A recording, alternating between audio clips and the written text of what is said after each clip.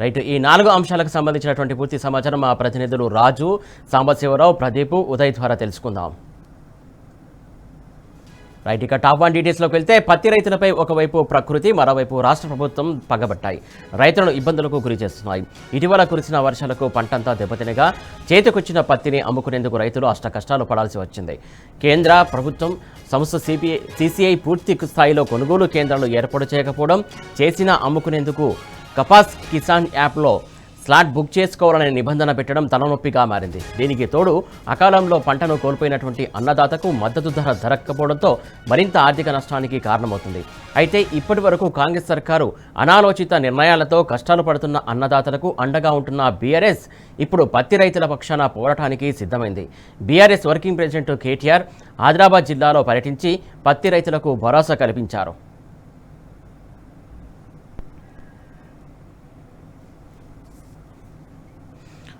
దీనికి సంబంధించి తాజా అప్డేట్స్ అందించడానికి మా ఆదిలాబాద్ కరెస్పాండెంట్ రాజు సిద్ధంగా ఉన్నాడు. రాజు, చెప్పండి.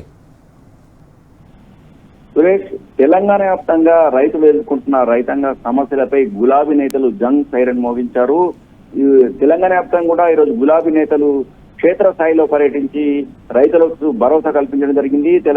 అందులో భాగంగా తెలంగాణ రాష్ట్రంలో పత్తి రైతులతో పాటు సోయా రైతులు అలాగే రైతాంగం ఎదుర్కొంటున్న సమస్యలకు ఒక పరిష్కారం జరిగే వరకు బీఆర్ఎస్ పార్టీ అన్నదాతలకు అండగా ఉంటుందని, అన్నదాతలకు అండగా పోరాటం చేస్తుందని BRS party working president KTR రైతులకు ఈరోజు ఆదిలాబాద్ జిల్లాలో భరోసా కల్పించడం జరిగింది.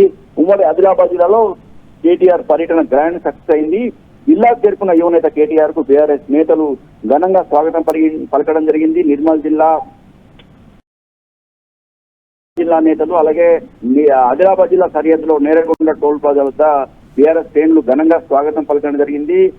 నేరగొండ టోల్ ప్లాజా నుంచి ఆదిలాబాద్ మార్కెట్ యార్డ్ వరకు దాదాపు 45 కిలోమీటర్ల మేర ర్యాలీగా తరలివచ్చి నేరుగా ఆదిలాబాద్ మార్కెట్ యార్డ్ కు కేటీఆర్ చేరుకోవడం జరిగింది. ఆదిలాబాద్ మార్కెట్ యార్డ్ లో పత్తి రైతులతో దాదాపు గంట సేపు కేటీఆర్ స్వయంగా వారితో మాట్లాడడం జరిగింది. ఆదిలాబాద్ జిల్లాలో పత్తి రైతులు ఎదుర్కొంటున్న సమస్యలు అలాగే సోయా పండించిన రైతులు ఎదుర్కొంటున్న సమస్యలను ఓపికగా దాదాపు గంట సేపు స్వయంగా అడిగి వారి ఇబ్బందులు తెలుసుకోవడం జరిగింది. ఈ సందర్భంగా రైతులు మాట్లాడుతూ గత బీఆర్ఎస్ ప్రభుత్వ హయాంలో 10 ఏళ్ల కాలంలో తాము ఎంతో ఆనందంగా ఉన్నామని, సకాలంలో తమకు రైతు బంధు అలాగే ఇటు పెట్టుబడి రావడంతో పాటు విత్తనాలు అందుబాటులో ఉండేవని, అలాగే యూరియా కూడా అందుబాటులో ఉండేదని, పంటలు అమ్ముకునేందుకు తమకు ఎలాంటి ఇబ్బందులు గురి కాలేదని, అయితే ఈ 2 ఏళ్ల కాంగ్రెస్ ప్రభుత్వ పాలన మాత్రం తాము యూరియా కోసము తిప్పలు పడ్డామని, అలాగే విత్తనాల కోసము క్యూ లైన్లో నిలబడి చెప్పులను సైతం పెట్టి రాత్రి అనక పాలనక వేచి ఉంచాల్సిన పరిస్థితి అయింది. ప్రస్తుతం అయితే కనీసం ఈ పండించిన పంటనైనా అమ్ముకున్నామంటే పంటలు అమ్ముకునే పరిస్థితి లేకుండా పోయిందని ఆవేదన వ్యక్తం చేయడం జరిగింది. 2 సంవత్సరాల కాంగ్రెస్ పాలనపై ఈ సందర్భంగా రైతులు దుమ్మెత్తిపోయడం జరిగింది.